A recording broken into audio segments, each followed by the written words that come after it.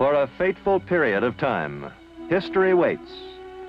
Waits on tensed men trapped in the mud-soaked fields of Normandy until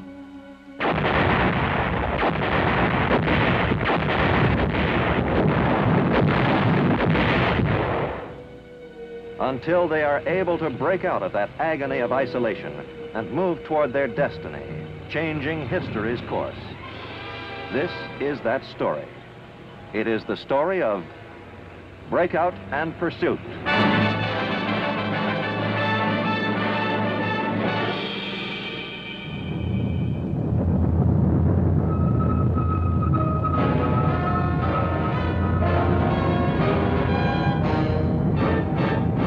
The United States Army presents The Big Picture, an official report produced for the armed forces and the American people.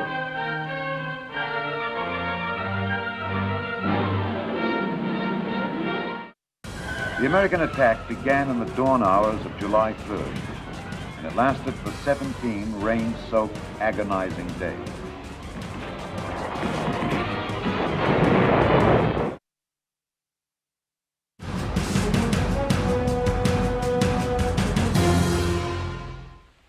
Hello, I'm Alexander Scorby. With its eye on the future, the United States Army is mindful of its past.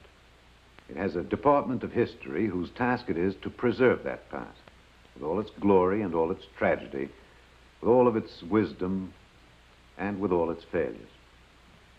For more than a decade, this department, called the Office of the Chief of Military History, has been working on a project of epic proportions: the operations of the United States Army in World War II. More than 50 volumes in this series have already been published. It will total 80 or more when it's completed. The most recent is Breakout and Pursuit by Martin Blumenson. Its subject is what happened on the continent of Europe in July and August of 1944, two crucial months that will light the fire of memory in American minds. Or perhaps not in all minds. Time moves swiftly, and in its headlong rush, it condenses the events behind us. One magic and memorable day, we were across the English Channel, our feet at last on the Normandy beaches. Soon after, we were lighting the skies of liberated Paris. And perhaps only those who were there, or whose lives were changed by what happened there, remember that 80 days of war and its uncertainty lay between the two events. This book is a sweeping record of those days. It's a big book, both in size and in scope. Heroes crowd its pages, the ones whose names became carved on the consciousness of the world, and the obscure ones who held the final hope of triumph in their two hands and in their hearts. It's a book with a happy ending, where it tells of a great victory, or series of victories. But it's not so much concerned with victory itself as with the structure on which victory rested. The decisions, the agonizing waiting, the frustrations, the bold hopes, the daring executions, the errors and the logic, from all of which together victory ultimately came. Here's the situation as the book and the action begin. United States and British and Canadian troops on the 1st of July 1944 were engaged in battle with German forces on the Channel coast of France.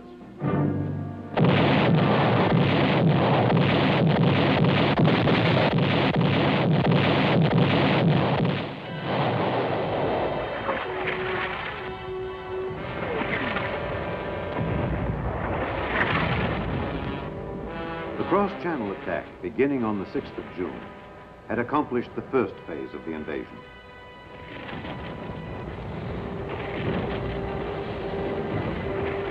The second phase called for the Allies to expand their foothold. They needed space to maneuver, room to handle the large amounts of men and materiel streaming over from England.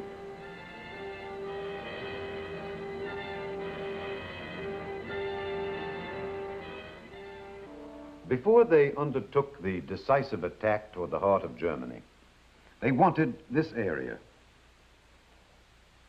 But 3 weeks after the invasion, they had only this tiny beachhead, the British here and the Americans here.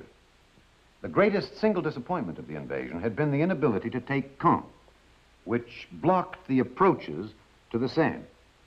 But the British troops attempting to capture the city had been thwarted. The best hope now lay in the ability of the American forces to strike south and then west and take the key ports in the province of Brittany. A major impediment to this course of action was the terrain the troops would have to fight through. Marshy land enclosed into thousands of separate little fields by hedgerows, behind every one of which it seemed the Germans were well entrenched. And what of these Germans who faced the Allies in the soggy fields of Normandy? They were disheartened, certainly, by the success of the Allied landings. Moreover, the German people were exhausted after 5 years of war and with the effort of fighting on 5 fronts. But the troops themselves were far from beaten. They were skillful, tough troops, seasoned by experience. Their discipline was sharp. Their morale was high.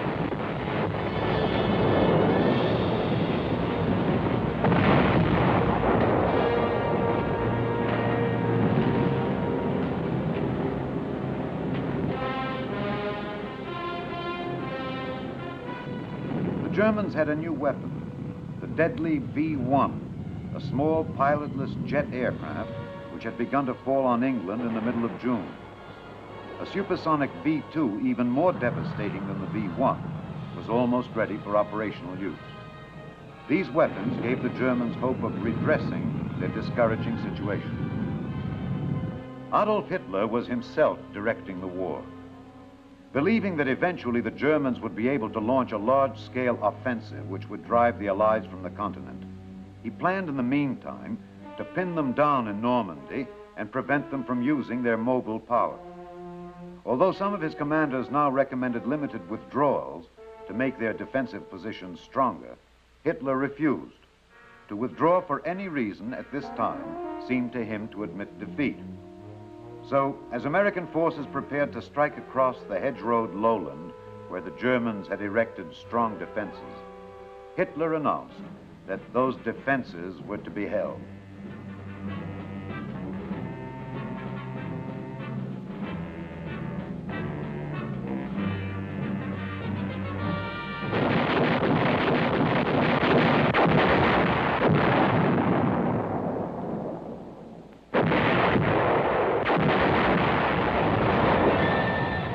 The American attack began in the dawn hours of July 3rd, and it lasted for 17 rain-soaked, agonizing days.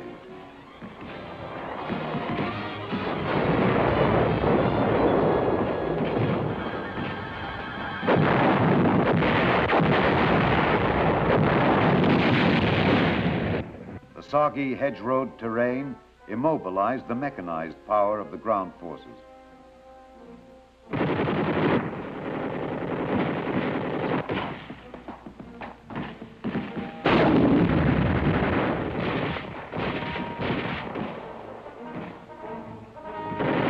Slow, painful advance was measured in yards, a hedgerow at a time.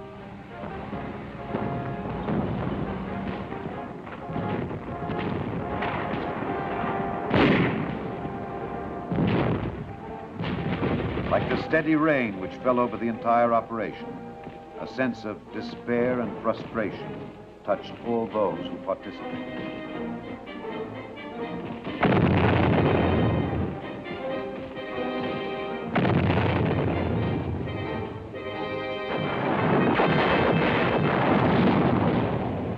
The last action in this offensive was the battle for Saint-Lô.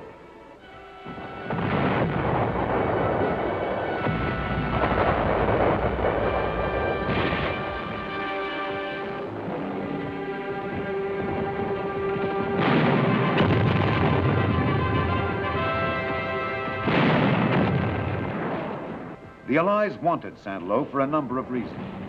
Its prestige value, the effect its capture would have on the Germans, and as an access to roads leading south.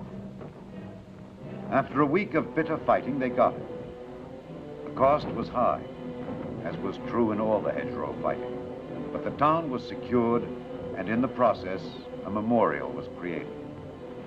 An infantry battalion commander killed before the gates of the city was carried into Saint-Lô with the liberators.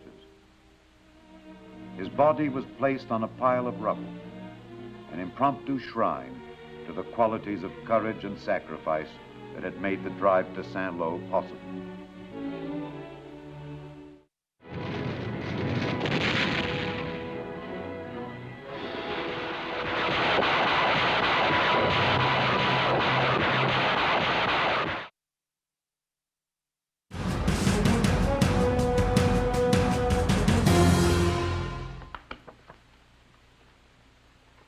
Between the end of the earlier July offensive and the launching of Cobra, there was a lull for about 1 week. For the weary American troops, it was a welcome respite, a time to relax.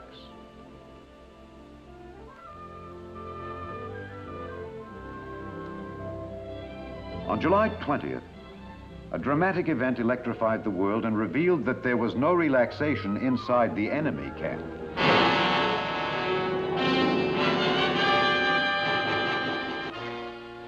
Hitler himself announced that a cabal of high-ranking army officers had tried to assassinate him with a bomb in order to seize political power. The abortive coup had little effect on the military situation. It revealed no widespread discontent with Nazi rule among the armed forces. The combat soldier was too busy simply trying to remain alive. And the information about the German situation which the Allies wanted as Cobra neared its jump-off date was of a considerably more immediate nature.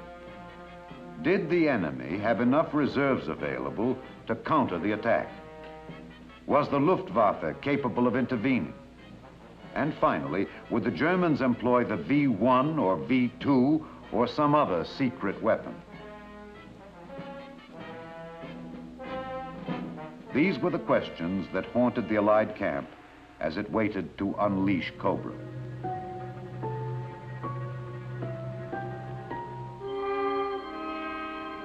July 24th was the day scheduled for the attack. Because the day was heavily overcast, however, with inadequate visibility for air attack, the operation was postponed. Unfortunately, the postponement order reached the English air bases too late to hold back all the planes scheduled for the attack.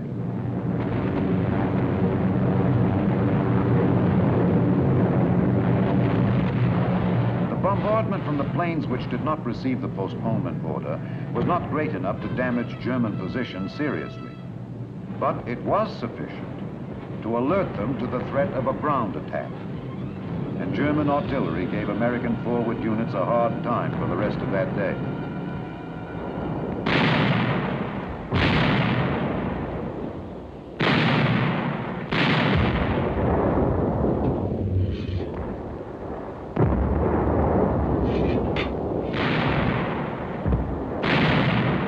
For General Bradley, an immediate and urgent decision had to be made.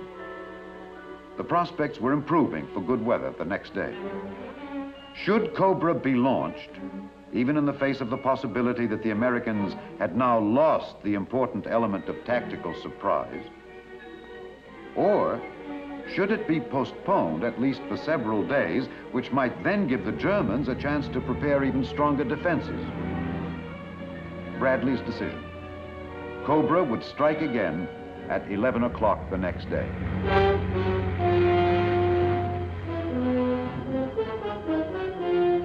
Again on the morning of July 25th, the planes came. One observer called the seemingly endless waves of planes the most imposing aerial parade I have seen since the beginning of this long war.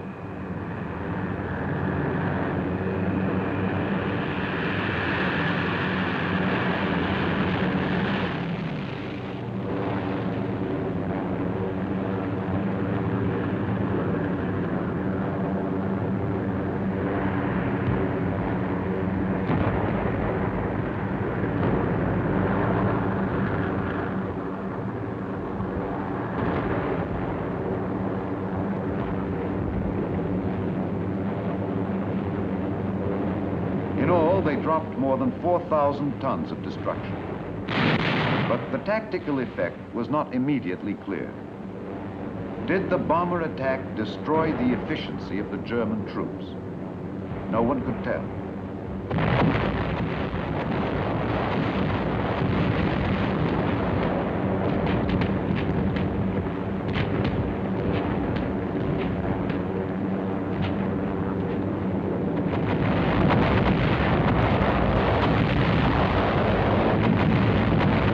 General J. Lawton Collins, 7th Corps commander, who was to spearhead the attack, had little time to ponder the question. For better or for worse, Cobra was launched. The troops moved out at once.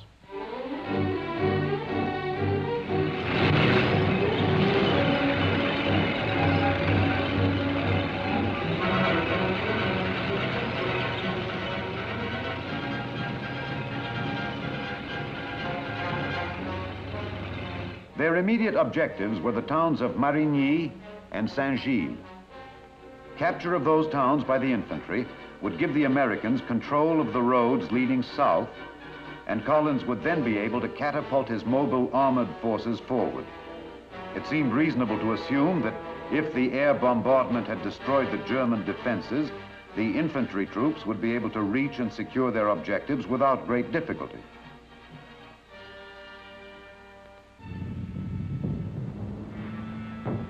To their surprise, they met strong resistance.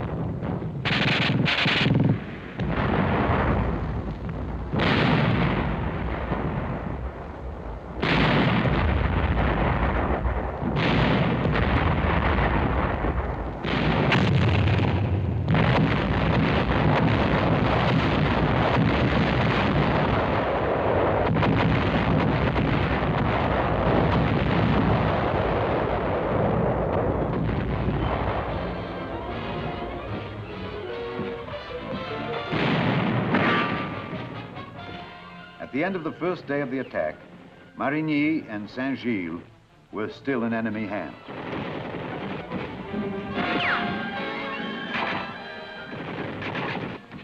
Because the entire success of Cobra depended on a 7th Corps breakthrough, Collins decided to gamble. It would prove to be one of the fateful decisions of the campaign. He pondered the possibilities and the risks and decided to put his armor into action.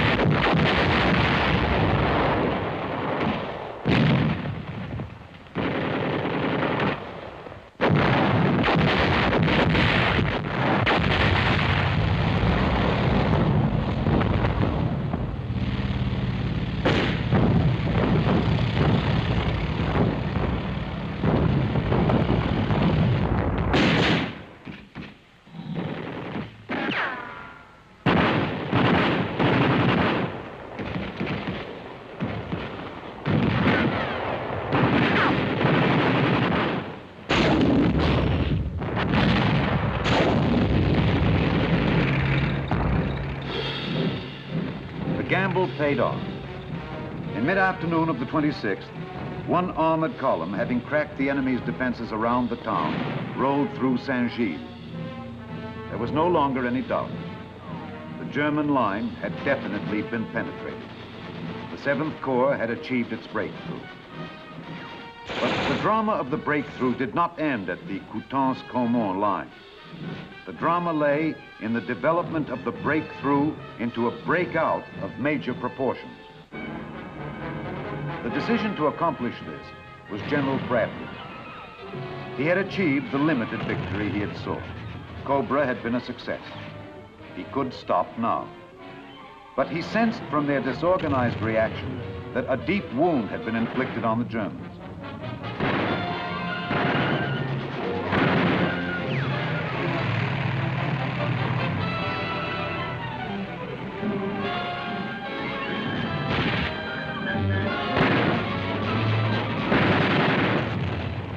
The Americans pressed their attack through rapidly crumbling German defenses.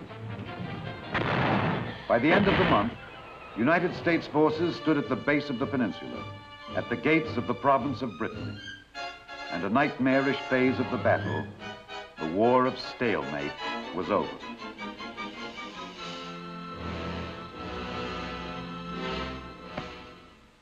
Cobra and its exploitation were among the most solid accomplishments of the war.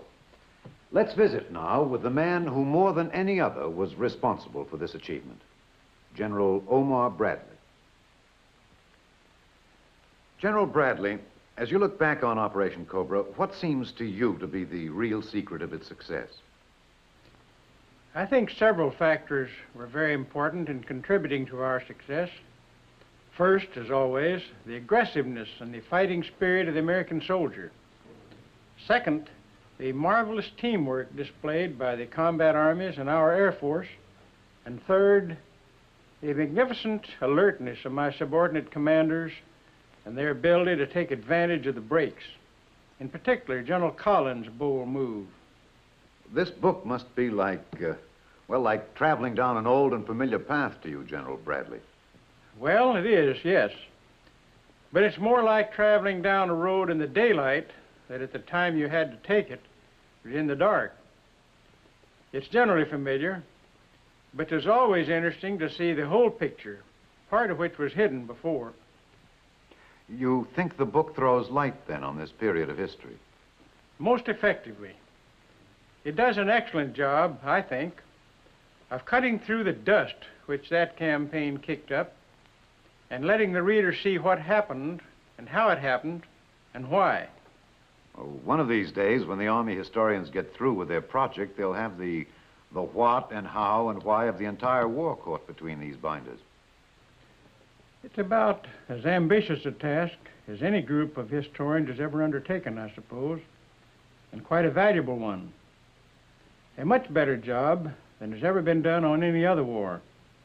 You mean valuable in the sense that we learn from the past? That most of all, of course.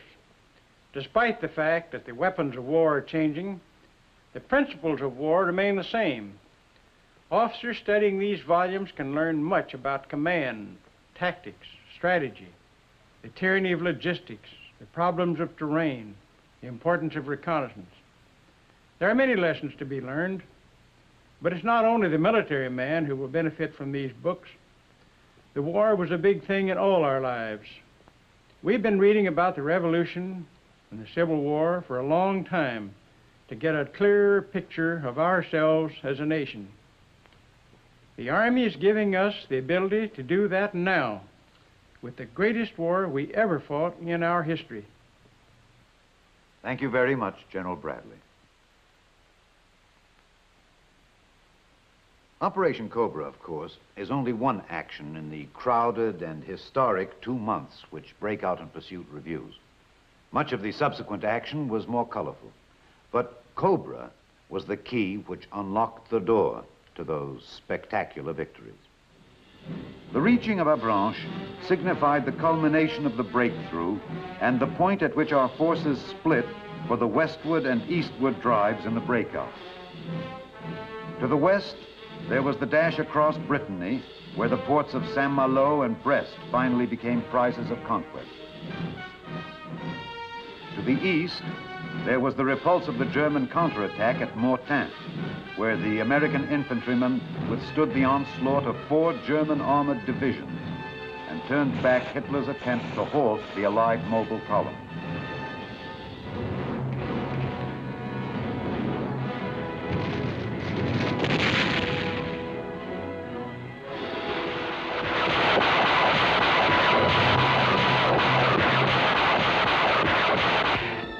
The the Allies closed at Argentan and Falaise, where they virtually destroyed 2 German field armies.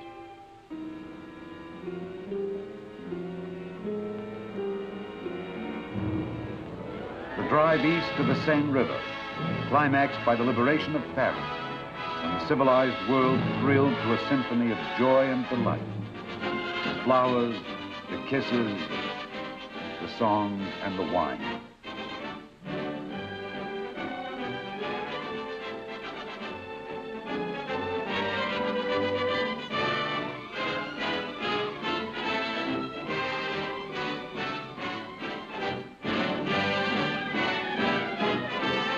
And finally, the triumphant and dramatic pursuit of the retreating Germans beyond the Seine to the border of the enemy's homeland, and the Siegfried Line, where a new phase of the war awaited.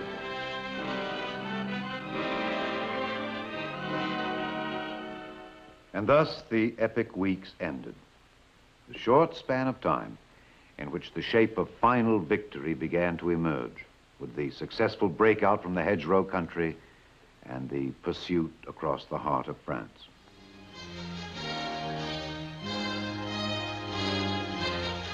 The Big Picture is an official report for the armed forces and the American people.